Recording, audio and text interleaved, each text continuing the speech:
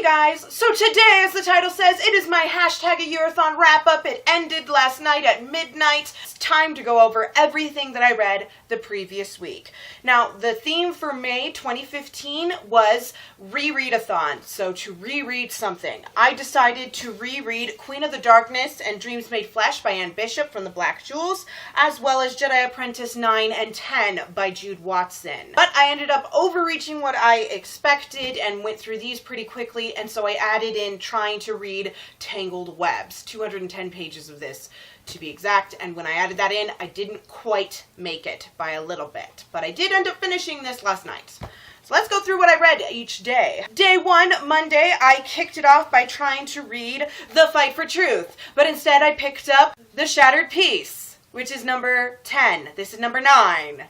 I read 13 pages of this, realized that I was on the wrong book, and then read 43 pages of The Fight for Truth. That was just at night, and then when I woke up the next day, I read 228 pages of Dreams Made Flesh. That brought my total page count to 284. I undershot my 401 page goal, but I knew I was reaching. I wanted to read all but the last story in this. This is a bind-up of 4 short stories, as well as all of The Fight for Truth. Yeah, didn't make that. Day 2, I read the last 95 pages of The Fight for Truth, as well as the next 32 pages of the first 3 stories in this.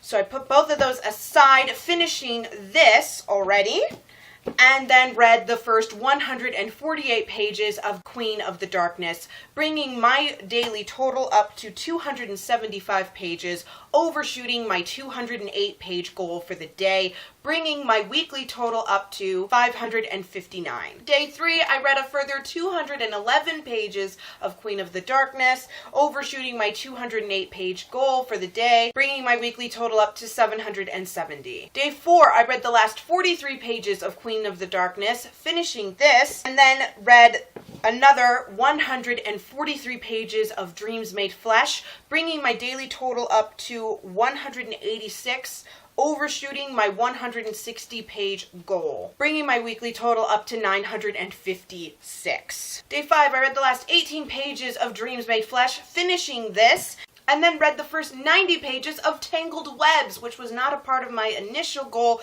but quickly became part of it. That brought my total for the day up to 108, undershooting my 200-page goal for the day, but bringing my weekly total up to 1,056 pages. Day 6 was Saturday, very busy most Saturdays, and so I only got to read 12 pages of The Shattered Peace, but I factored in how busy I'd be into the daily goal, so it was only 10 pages, so I overshot that, bringing my weekly total up to 1,068 pages. Day 7, I finished 105 pages of The Shattered Peace, and read a further 136 pages of Tangled Webs. Not finishing it within the week, but I did manage to finish it shortly after midnight. That brought my day total up to 241 pages, overshooting my 130-page goal, bringing my weekly total up to 1,309. My goal was 1,317. So I was 8 pages short, but I consider this well done. So I managed to read all of them, except I finished this after midnight. Breaking down what I read and how I felt about it, I cried reading Queen of the Darkness. I didn't expect to tear up, but I loved it. When I read this, I normally read some of the happier scenes. I don't read the entire book as it is. I do the same thing with Tangled Webs, which I also read. This didn't make me cry, although it kind of made me want to cry when Rainier hurt his leg, because he's a dancer, and that was a big deal. But loved rereading it. Dreams Made Flesh, when I opened it, I felt this like wave of nostalgia and happiness and joy that I was able to read the Black Jewels again, and I missed it, and I loved it to death. Suleiman was very, very sad. That's one of the short stories in here, and it was so sad and heart-wrenching. I didn't tear up. Tangled Webs is my least favorite out of the Black Jewels. I didn't find it as unenjoyable as I had previously. Maybe it's because I've read it so many times, I know who's going to die and when. This is basically a horror story, whereas the rest of these are just dark fantasy, not necessarily horror. It was very hard to read the first few times, but I've read it cover to cover 3 times at least. This time it wasn't so bad. I'm still not a huge fan of it, of part 2, but part 1 is hilarious. one of my favorite scenes in the Black Jewels happens. Basically, Janelle is woken up by the cat, and the cat is an 800-pound tiger as smart as a human man. Even more vicious because he's got the predatory instincts of a tiger. He loves Janelle, and Damon is Janelle's husband, and he is woken up by the fact that the tiger is in bed with them, and they start a growling match, and Janelle gets mad, and so she smacks him and yells at him. The cat, Kalis. The cat panics and climbs on top of Damon in a chair and shatters the chair and crushes Damon. And it's just this hilarious scene where he's like, the cat was like, she's angry, you her mate, you make it better, you make it better. And he's just like, I'm trying to breathe. So it has its moments, and that's why I hang on to it. I need to replace both of these.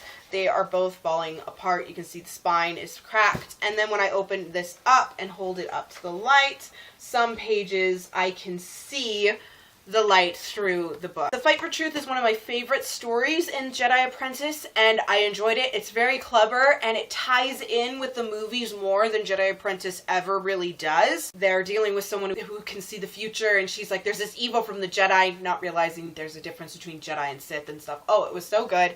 I really enjoyed reading this. This one was harder. I didn't like the characters that Obi-Wan and Qui-Gon had to work with. They were really, really selfish and really stupid and acted like 4-year-olds. I don't know. I had trouble getting through this one. I enjoyed this one more than this one, but I enjoyed these much more than these. I am very happy with what I read.